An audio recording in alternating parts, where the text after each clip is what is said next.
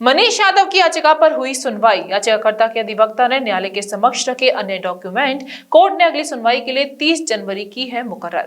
30 जनवरी को कोर्ट में एक बार फिर से अपनी अपनी दलीलें रखेंगे हिंदू और मुस्लिम पक्ष।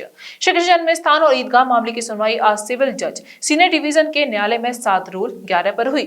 याची मनीष यादव की ओर से इस मामले में कुछ और तथ्य रखने के लिए प्रार्थना पत्र दिया गया है, जिसे न्यायालय ने स्वीकार करते हुए अगली सुनवाई के लिए 30 जनवरी नियत कर दी है। मनीष यादव के अधिवक्ता ने बताया है कि शाही मस्जिद, ईदगाह और सुन्नी सेंट्रल वक्फ बोर्ड ने अपने तर्क न्यायालय के समक्ष रख दिए थे। हमारी ओर से भी सभी तथ्य रख दिए गए थे, लेकिन कुछ तथ्य ऐसे भी हैं जिन्हें कोर्ट के सामने लाना जरूरी है। याचिकाकर्ता की तरफ से जन्मस्थान की जमीन की 1944 में की गई रजिस्ट्री, 1951 की ट्रस्ट डील और 1968 में दोनों पक्षों में हुए समझौते को अब न्यायालय के सामने रखा गया है। इस पर शाही मस्जिद पक्ष के अधिवक्ता ने कहा है कि मुकदमे में पहले ही हमारी तरफ से प्रार्थना पत्र दिया गया है कि मुकदमा चलने योग्य नहीं है। मनीष पक्ष की ओर से न्यायालय में दाखिल दस्तावेजों के पढ़ने के लिए हमें समय दिया जाएगा। न्यायाधीश ने मुकदमे की अगली सुनवाई के लिए 30 जनवरी नियत कर दी है।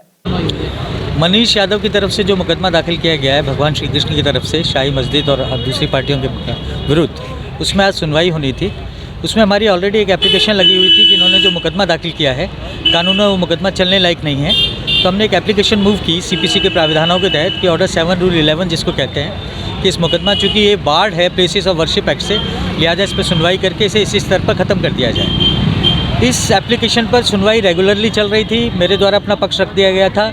मनीष यादव की तरफ से जो वकील साहब हैं उन्होंने भी अपना पक्ष रख दिया था और आज फाइनल आर्गूमेंट होने थे हमारी तरफ से, लेकिन इन द मीन टाइम बजाय उनके द्वारा आर्गूमेंट करने के मनीष यादव की तरफ से एक नई एप्लीकेशन और मूव कर दी गई, ये कहते हुए कि साहब इस मुकदमे से रिलेटेड कुछ डॉक्यूमेंट्स और हैं जिन्हें हम पत्रावली पर रखना चाहते हैं, इनको भी कंसिडर किया जाए।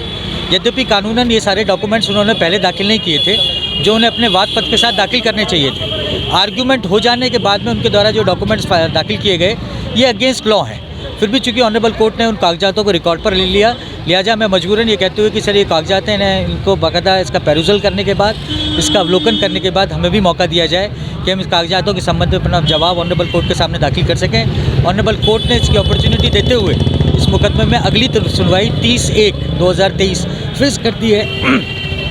तो नेक्स्ट डेट पर उसी एप्लीकेशन पर पहले आर्गूमेंट होंगे, उसके बाद फिर से दोबारा हमारी जो एप्लीकेशन है 7/11 पे उस पर बहस सुनी जाएगी।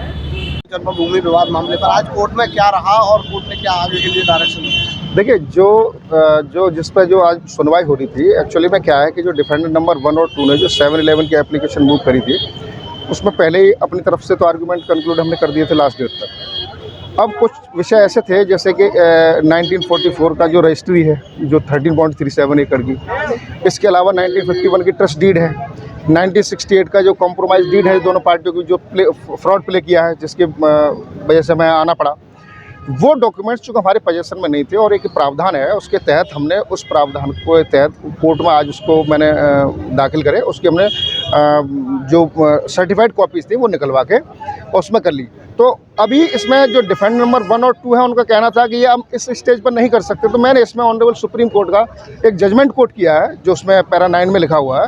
मैंने अगर जब तक क्रॉस एग्जामिनेशन नहीं हुआ तब तक हम ऐसा डॉक्यूमेंट दे सकते हैं, इस पर कोई फ़र्क नहीं पड़ेगा सेहत पर जो हमारा केस है।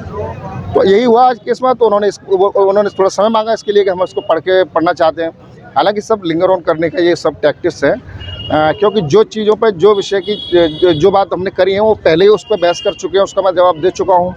अब चूँकि मामले को थोड़ा लिंगर ऑन करना है, कई तरह की उनकी मीडिया में इस तरह की बातें इसके अलग भी आती हैं। जैसे एक मैं शाही ईदगाह के कोई पदाधिकारी हैं उनको सुन रहा था, तो उन्होंने कहा कि इनको कोई अधिकार नहीं है मनीष यादव को कि ये वहाँ से आगे क्यों कर रहे हैं। तो शायद वो उस बात को नहीं समझ रहे कि वो ये सुप्रीम कोर्ट की जो स्पष्ट गाइडलाइन है कि कोई भी व्यक्ति जो भगवान का भक्त है यानी एज ए नेक्स्ट फ्रेंड वो फाइल कर सकता है। ये कोई मैटर नहीं करता कि वो मथुरा का रहने वाला है या कहीं बाहर से आया हुआ है।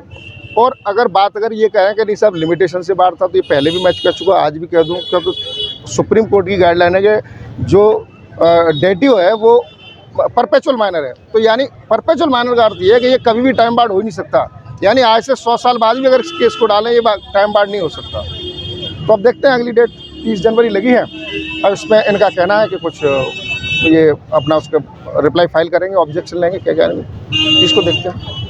NABS द्वारा प्रमाणित मथुरा का पहला होलमियम लेजर सुविधा युक्त Rohit kidney and stone hospital, जहां होता है गुर्दे और गाल ब्लेंडर से जुड़ी हर समस्या का दूरबीन द्वारा इलाज, प्रोस्टेट पेशाब संबंधी समस्याओं का उचित इलाज, हर्निया, अपेंडिक्स एंड सेक्स संबंधित समस्याओं का विश्वसनीय इलाज। साथ ही हमारे यहाँ हेल्थ इंश्योरेंस सहयोगी के रूप में मौजूद हैं। Star Health Insurance, ICICI Lombard, Max Bupa Health Insurance और कैशलेस सुविधाओं के साथ आयुष्मान कार्ड के तहत फ्री ऑपरेशन की सुविधाएं मौजूद। गोवर्धन चौराहे के पास दिल्ली आगरा हाईवे, मथुरा।